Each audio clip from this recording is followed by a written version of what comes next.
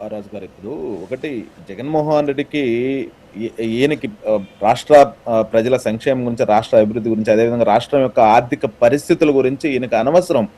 కేవలం అంటే ఆయన యొక్క సొంత లబ్ధి కోసం, అంటే ఈ ఎయిర్పోర్ట్ని నిర్లక్ష్యం చేయాలి, ఈ ఎయిర్పోర్ట్ ముందుకెళ్ళకూడదు అనే ఒక దృఢ సంకల్పం ఆయనకి 2023లోనే కాదు, ఆయనకి ఎప్పుడు పుట్టిందా అంటే 2018 టైం నుంచి ఆయన మాట్లాడిన మాటలు మనం చూస్తే ఆయనకు అప్పటి నుంచే క్లియర్గా ఉంది. ఎందుకంటే ఈ క్రెడిట్ అంతా ఎక్కడ చంద్రబాబు నాయుడు గారికి వెళ్తుందో, ఎన్డీఏ కూటమికి వెళ్తుందని ఒక భయం పుట్టుకున్నటువంటి పరిస్థితి అయితే మన అందరికి కూడా తెలుసు. ఎందుకంటే మీరు ఇప్పుడు చూసాం, దాదాపు 2200 ఎక్కడ, 4700 ఎక్కడ.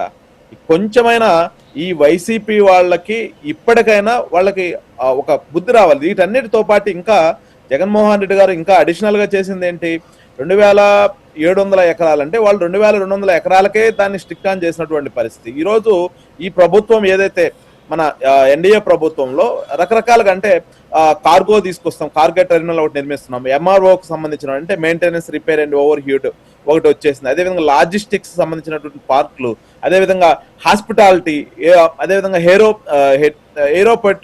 ఏరోట్రోపోలిస్ అని చెప్పేసి ఒక సంస్థకు సంబంధించిన ఇవన్నిటినీ కూడా ఈరోజు ఆంధ్రప్రదేశ్ రాష్ట్ర ప్రభుత్వం నిర్మించడానికి ముందెళ్తున్నటువంటి జగన్మోహన్ రెడ్డి ఏం చేశాడు, వీటన్నిటిని కూడా తీసేసినటువంటి పరిస్థితి.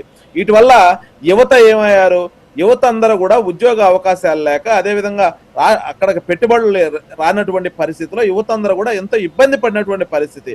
జగన్మోహన్ రెడ్డి గారు ఏదైతే ఆయన సొంత ప్రయోజనాల కోసం, సొంత లాభాల కోసం, ఆయన జోబిని నింపుకోవడం కోసం, రాష్ట్ర అభివృద్ధిని అడ్డుకోవడం కోసం, రాష్ట్రంలో చంద్రబాబు నాయుడు గారి ఇమేజ్ని దెబ్బతీసి ఆయన అసలు పేరే వినిపించకూడదనే ఒక ఉద్దేశంతో ప్రతిదానికి కూడా ఎక్కడికక్కడ అడ్డుకట్టేసుకుంటూ వచ్చినటువంటి పరిస్థితి అయితే చాలా క్లియర్ గా కనిపిస్తా ఉంది. జగన్మోహన్ రెడ్డి గారు చేసిందల్లా ఒకటే, జిఎంఆర్ తో ఆల్రెడీ అయి ఉండే ఒప్పందాన్ని మళ్ళీ ఆయన ఒప్పందం చేసుకొని శంకుస్థాపన చేయడం తప్ప ఈ ఎయిర్పోర్ట్ కు సంబంధించి ఆయన చేసింది ఏమీ లేదు. ఏదైతే 500 ఎకరాలు ఆయన రియల్ ఎస్టేట్ కోసరంగా జిఎంఆర్ ని బెదిరించి ఆయన సొంత మనుషులకు అప్పగించే ప్రయత్నం కూడా ఆ రోజు చేసినటువంటి పరిస్థితి మనం చూస్తా ఉన్నాం రాజు గారు. Yes, yeah, okay. Peddireddy Ravikiran గారు కన్క్లూడ్ చేయండి. సరే, ఇప్పుడు ఎన్ని కళ్ళ ముందు కనిపిస్తున్నటువంటి సాక్ష్యాధారాలు, కళ్ళ ముందు ఉన్నటువంటి అంశాలు, సో గతంలో మీరు అది చూపించారు కాబట్టి సరే నేను కొన్ని చూపించలేదు. ఏంటంటే గతంలో మన ఈయన గల్లా జయదేవ్ గారు కూడా అడిగారనమాట, ఏంటి అసలు భోగాపురం ఎయిర్పోర్ట్కి సంబంధించి అని చెప్పి అడిగితే అది కూడా అందులో ఉంది డాక్యుమెంట్లో.